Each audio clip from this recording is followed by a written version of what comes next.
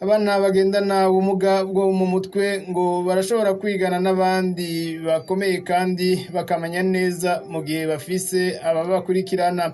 Ivyo bikaba vyemezwa na Nora Inamahoro, umwe mu bigisha bakurikirana bene abo bana bakaba biga kw'ishure shingiro rya Mugutu muri komine ya Gitega mu ntara ya Gitega, basanzwe barerewe mu kigo c'abafurera co ku Mutwenzi. Imiryango 234 yo mu ntara ya Rumonge yateshejwe izabo n'amazi ya Tanganyika yaduze niyo yaronkejwe imfashanyo kuri uyu wa kabiri n'urwego rw'igihugu rujejwe gukinga ibiza no gutabara abo vyashikiye bafatikanije n'abo basanzwe bafashanya muri ivyo bikorwa. Muraza kubikurikirana muri ano makuru. Nayo abarundi bahamagarirwa kubungabunga amazi aguma yisesa mu ntumbero yo guhangana n'ingaruka mbi zituruka kw'ihindagurika ry'ibihe. Ako kamo rero kakaba gaterwa na Laurent Niyonzima, akaba ari umuhinga mu vyo kubika amazi, hari mu cigwa yashikirije mu kurimbura ivyaranguwe n'umugambi wo guhangana n'ihindagurika ry'ibihe mu Ruganda ruherutse gutunganywa n'ishirahamwe OAP n'ayandi mashirahamwe nka Oxfam, Adisco na Inades Burundi. Turaza gukubitira no mu makungu tubabwire ayavugwa mu gihugu ca Somalia. Inama nshingamateka y'ico gihugu ca Somalia yarayemeje kuri uyu wa mbere ko umukuru w'ico gihugu Mohamed Abdullahi Farmajo ko yobandanya arongoye igihugu mu kiringo c'imyaka 2 mu kurindira yuko umugwi ujejwe gutunganya amatora muri ico gihugu utunganya amatora muri ico kiringo. Nayo muri leta zunze ubumwe za Amerika, nyuma yaho hiciwe umuyabaga w'umwirabure ku munsi w'Imana arashwe n'umupolisi w'umuzungu, umukuru w'ico gihugu Joe Biden ahamagarira abanyamerika gutekana bakagira imyerekano mu mahoro n'umutekano, akongera akagaragaza akababaro k'ubwo bwicanyi bwakorewe uwo mwirabure. Izo nizo ngingo nkuru zigize ano makuru. Batumire amate mu kanya tubagire ku muriri n'ayandi kaza. Radio Drakakura iri otapa kuko icane n'ibihe tugezemwo, uyumviriza uko ushaka aho ugeze hose kabisa. Ubu no kumuhoragurukana bumenyi usanga ariho twibereye. Waruzi Radio Drakakura iri otapa kuko icane n'ibihe tugezemwo, uyumviriza uko ushaka aho ugeze hose kabisa. Ubu no kumuhoragurukana bumenyi usanga ariho twibereye. Waruzi ndasubiye kubaha ikaze nkabutsa kandi ko ano makuru mushobora kuyakurikirana ikibiriraho kuri wezi3 akaburungu Radio Drakakura akaburungu.com.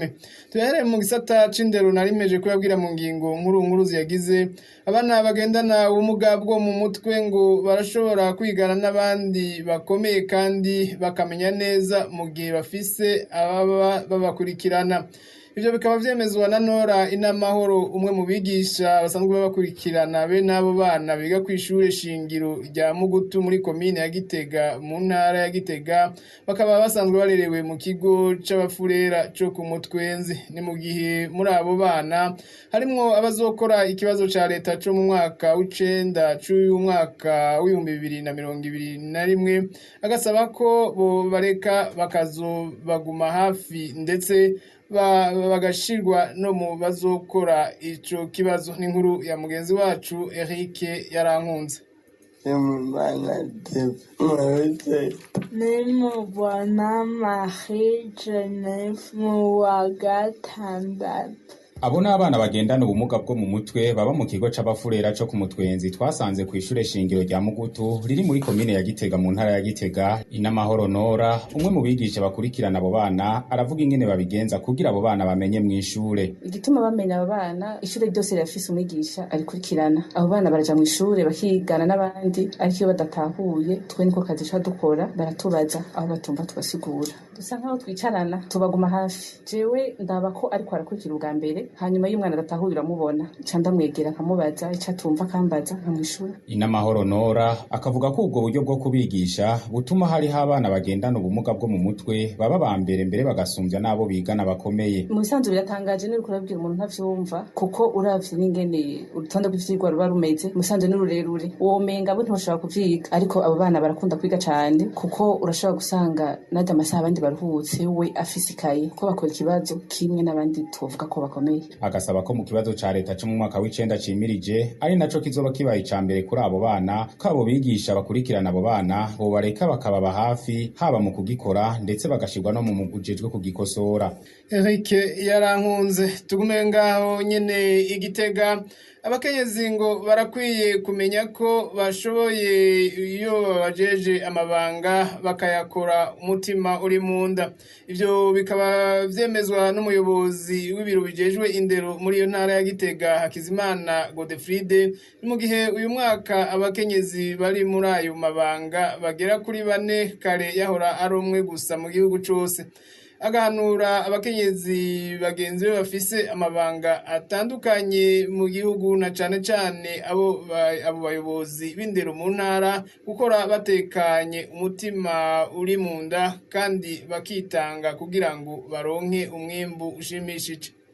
Mu Burundi ngira ngo nuko twakuriye muri uwo mugenzo nyene umenga abakenyezi barosa akazi ka leta na cane cane twita ko kisununuye umenga ni ibintu bidasanzwe. Mugabo siko vyotegerejwe kugenda kuko je ndazi yuko hari abantu benshi twiganye mu ishure abahungu n'abakobwa, mugabo abahungu narabarusha amanota. Je rero navyakiriye neza ndabinezererewe kandi ndizigiye yuko nzobishobora kuko siyo mabanga ya mbere nkoze. Nzogerageza gusa nk'uko vyama bigenda umuntu wese asabwa gushigikirwa kuko naho yoba umugabo batamushigikiye nawe nyene biramunanira. Ubundi intara ya Gitega je ndayizi kuko no kuri iyi myaka afise nta komine nimwe ntari bwajemwo muri Gitega. Nico gituma rero ntogira ubwoba ngo mbe nzoshikayo gute, uko nashikayo bwa mbere ubuho nzokongereza ingufu bizokunda. Mu gikorwa umuntu abajejwe ca misi yose ntushira imbere yuko unanirwa, ushize imbere yuko unanirwa nyene biba vyase. Jewe niha ingufu yuko nzobishobora.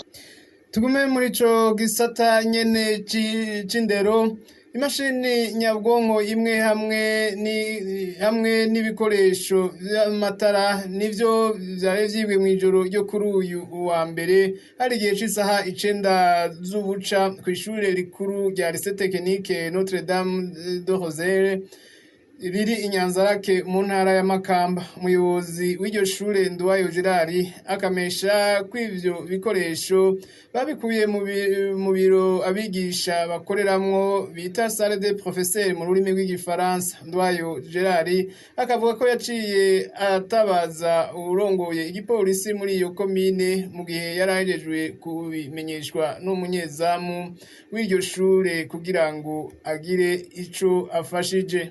Radio Drakakura iri otapa kuko icane n'ibihe tugezemwo uyumviriza uko ushaka aho ugeze hose kabisa.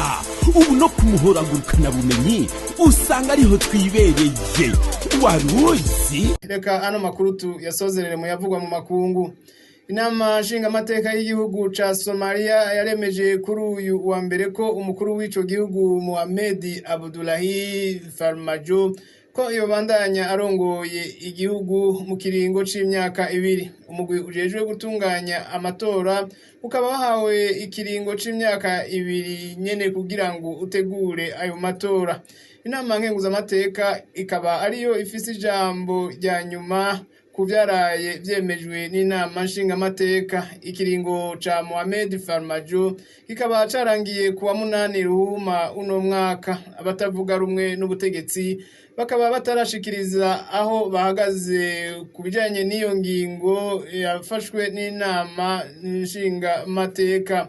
Muri leta zunze ubumwe za Amerika, inyuma yaho hiciwe umuyabaga w'umwirabure ku mugoroba wo kuri uyu w'Imana arashwe n'umupolisi w'umuzungu, umukuru w'ico gihugu Joe Biden yamagariye abanyamerika gutekana. Muri leta ya Minneapolis ahiciwe Don't Wright kuri uyu wa mbere abanyagihugu bakaba batari barekuriwe gucaruka mw'ijoro kuva igihe cy'isaha 1 y'ijoro gushika isaha 12 z'igitondo. Inyuma yaho habereye ubwo bwicanyi abanyagihugu benshi na cane cane abirabure bakaba baciye bihereza amabarabara, amazu y'ubudandarizo menshi arasahurwa, hanyuma abantu batari bake barafatwa n'igipolisi.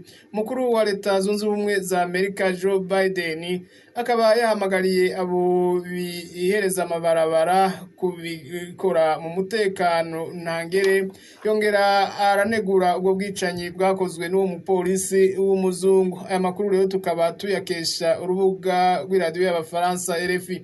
Ni naho rero nshuti bakunzi dusozere ko aya makuru Juvenal Barenga nariko ndabashikiriza, nkaba ndabikebanuye ndabifuriza kubandanya mugira umutaga mwiza, maze Imana ibandanye kubazigama abari ku meza muriko murihereza. Nkundira ndabipfurize akayabagu, mubandanye munezerezwa n'ibiganiro bya radio Nderagakura.